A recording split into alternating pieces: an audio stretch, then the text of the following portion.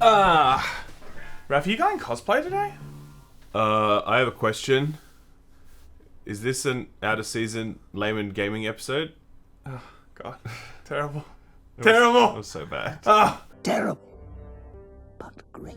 Hey, just was wondering... Today we're here to talk about some of the biggest news that have shaken out of BlizzCon. Obviously there's the games and stuff. We kind of covered that on our Layman live show. Go check it out. We'll leave a link in the description below if Sam can remember. I remember. Which you can't. Ding. But what has happened, the biggest story I think is the way that Blizzard continues to double down on their treatment of Blitchung and the two casters. Yep. They offered some words. A lot of people don't like those words. And some apologies, but are those apologies real? That's all that and That's the words I was talking about. Oh, that's the words. Well, those words and more after the break. Drop. Nice.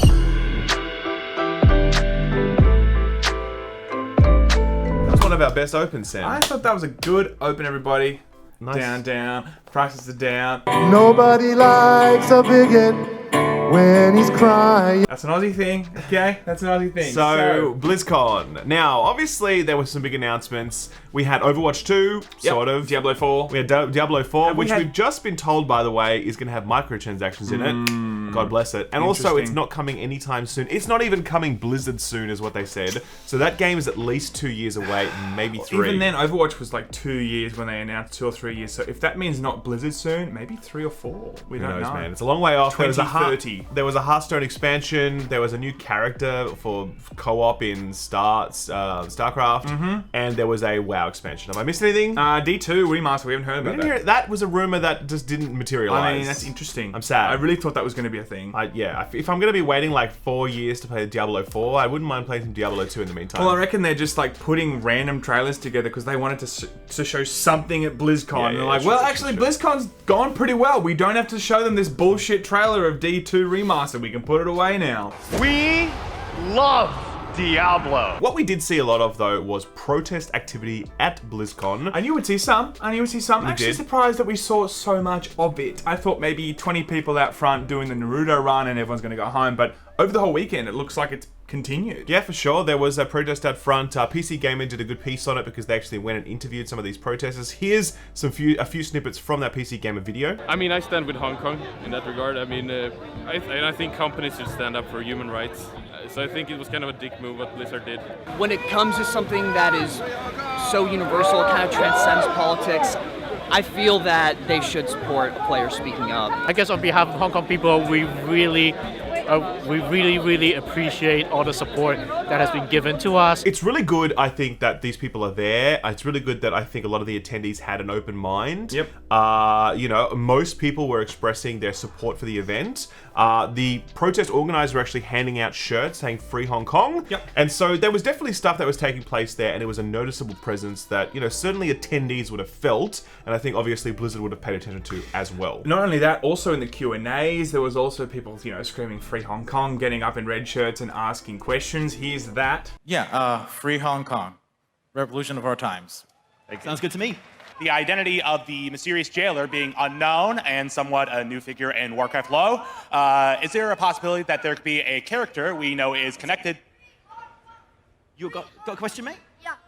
Free Hong Kong.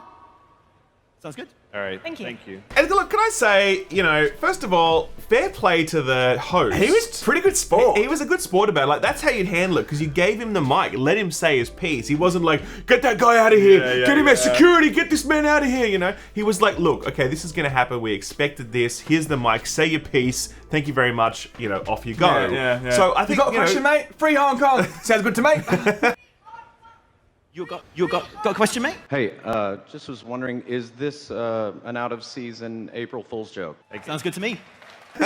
He's obviously been so just like told from Yeah. Blizzard execs, just let them say whatever they want. We don't want another story of being like, are you gonna say Free Hong Kong? Then fuck off. We know is connected. Shut your fucking mouth!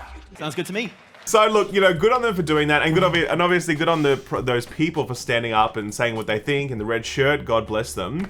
But you know, look, I think that ultimately this was an example of Blizzard being willing to let people like say their piece. Fair enough. Cool. Good on them. They had no other choice though. They had no other choice. As if they were going to be like, guys, Q&A, anything political, anything about Hong Kong, just piss off, thanks. Okay. Sure. Sounds good to me.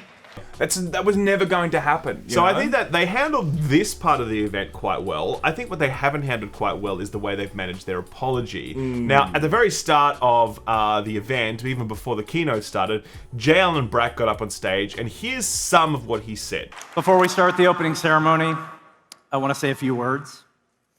You know, Blizzard had the opportunity to bring the world together in a tough Hearthstone esports moment about a month ago, and we did not.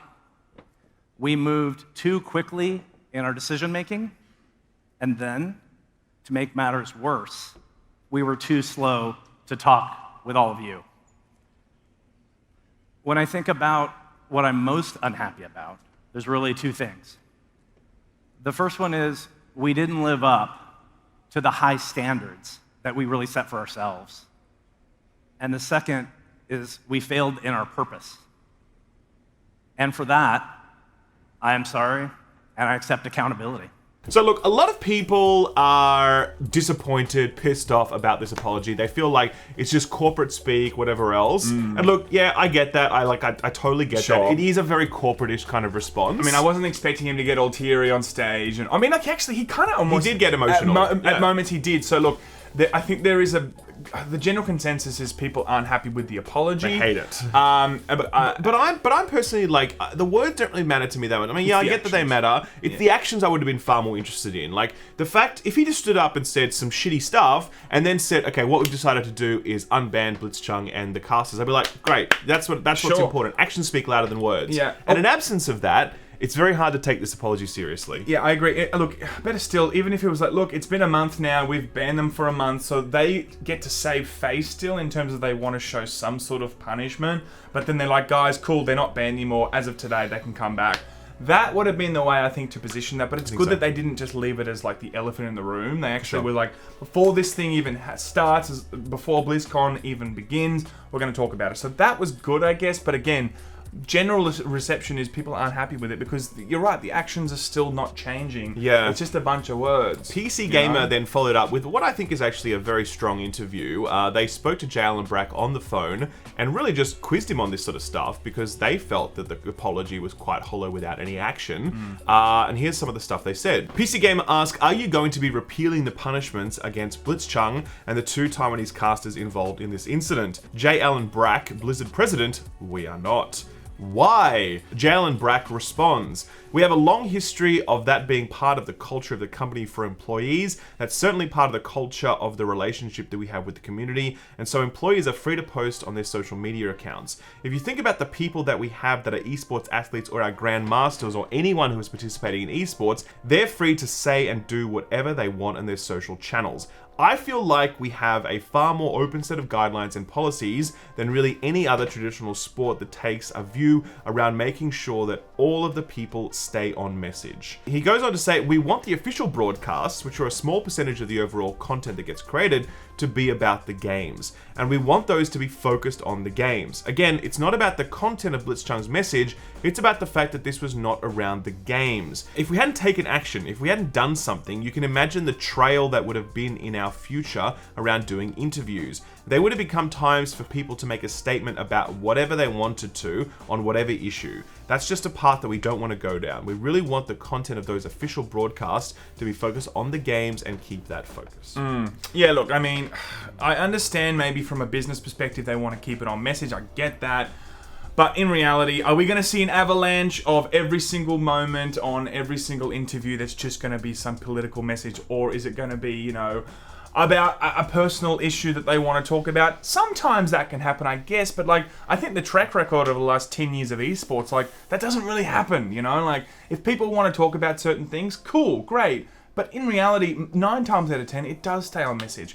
If they had a genuine problem on their hands where every single time any esports thing happened, that they were failing to really stay on message, I mean, I would understand if they needed that. But the track record's there. 99% of the time, it's fine. It's all good. I If agree. someone wants to get up and say something, it's not even a big deal. I also really take exception to the idea that like it's not the content of his message. So PC Gamer actually press him on this, and they say, is it fair to say that if Blitchung had said any political message, it would have incurred the same punishment? It wasn't that he was specifically calling for Hong Kong's freedom, it was that he was saying anything political. And then Jalen Brack responds, that's correct. The content was not the problem. It was the fact that it was not about the game in question. It was something very specifically different. I think, and I don't want to speculate around if he had said this, that, or the other and how it would have gone. I think that's a difficult thing to think about, but it's not about the content of the message. There are many people that are supportive of him and his message. Such bullcrap. So I just don't believe this. Look, it's such a look. I mean, let's be real. Of course, there is a tiered system kind of in place where, like, if you're like, there's too much garbage in my local area that I'm living, let's take care of that. Or free Hong Kong, of course there's going to be like different ways that they want to punish that person in the message because it's going to affect certain areas of the world that they're trying to market to. I really feel like, you know, if, for example, someone had stood up and said, we really need to take more action on climate change. It's not good enough what's going on in certain countries in the world and blah, blah, blah, and we need to do more because our planet matters. I do not believe this person would get a ban from Blizzard. Sure. That is fucking bullshit. There's no way that would happen. Yeah. So the idea that content doesn't matter and it's just about keeping it on games is, I just think, complete Actually bullshit. I ridiculous. just don't believe this for a second. And it just damages his own credibility in this interview because I'm happy to hear why they wanted to really, you know, how things went down within Blizzard HQ. But like, this is clearly them just giving some garbage response that is not really lining up with the reality of what's going on here. Yeah. PC Gamer then go on to ask him about the two casters and why they are still being punished. Jalen Bragg essentially says, look, it's their job to keep the thing on message, to keep it focused on the games and the stories that come out of that. They were not successful in their job. That's how we made the decision on that. Yeah. PC Gamer then said, well, how about showing them some leniency? Jalen Bragg says, we have been more graceful. The initial reaction was that we would not work with the casters anymore. In our revised statement, we came to the conclusion that it felt like the casters and Blitchung, we wanted to align their penalty, so we've come out and said they have a 6-month penalty. So they're already saying, you know, we're good guy Blizzard, we're only giving them 6 months, like, hey, look at us, which obviously I think is bullshit. Like, I don't think these guys deserve to be punished for what they've done. Same with Blitzchung, but anyway, look, that's what Jalen Bragg said. I think the juiciest part of the article was when PC Gamer, and this is where they did really great work, was asking about what influence did NetEase have on this entire situation. NetEase is the publishing partner in China for Blizzard games, and they were basically saying, like, so what went down with them? What influence did they have, etc.?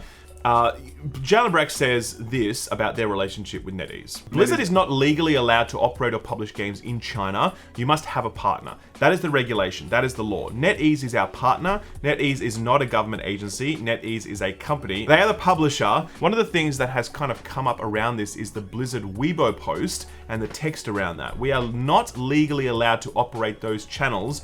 We are not legally allowed to contribute. That is a NetEase decision. They are the publisher in China. So, and just clarification also, the actual post that was put out was saying that we will protect the pride of China, and that was put on the official Blizzard account on the Weibo, you know, social media account. Correct. So that's where it's all come out. A lot of people were thinking, holy shit, is Blizzard just going like full China in this moment? But he's trying to offer clarification here, like that they didn't have anything to do with it. It's really hard to really know though if there wasn't some conversations before those posts were to come out. PC Gamer asked this. They say, so was the Weibo post that talked about defending the pride of China, was that written by NetEase? Correct. We did not authorize it. We did not approve it. We would not have approved it had they asked. So that's the clearest possible sort of denial of any association with that post. Sure. Whether or not that's true and there was some sort of, who knows, but that is what they have said. That is their public statement about that issue. Yeah. They also then sort of talk in broader terms about the fact that, you know, like NetEase was obviously consulted about during this process, as were a lot of other stakeholders, and they said that they acted too quickly and they made mistakes. They didn't say exactly what those mistakes were, etc. But they did say that, yes, NetEase was involved and consulted like everybody else was. Yeah. But they didn't blame NetEase in China.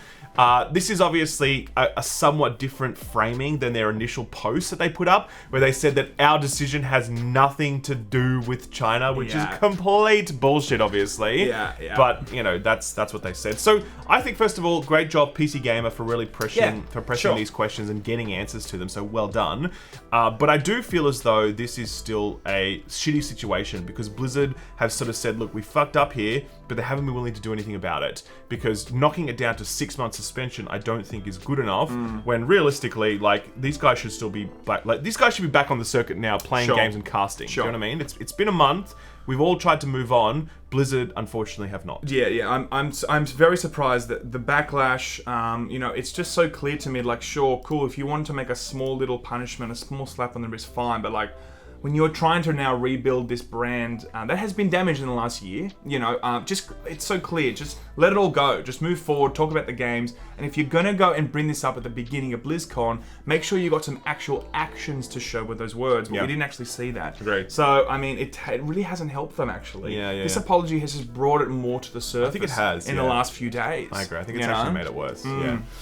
Anyway, guys, that's the news. That's BlizzCon 2019 down. We're not really going to expect any news from BlizzCon for the rest of the forever, really. I mean, unless we see the red shirt guy. I would love to see that. What? Was he actually at BlizzCon, I wonder? I mean, I haven't seen him yet, but I want to see that dude. Yeah, like, that'd be cool. I want him to get up and ask another question. Well, BlizzCon's over, so you can't.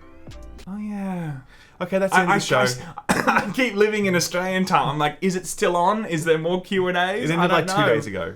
No, it didn't. Sam. It actually ends today. That's the end of the episode. Goodbye.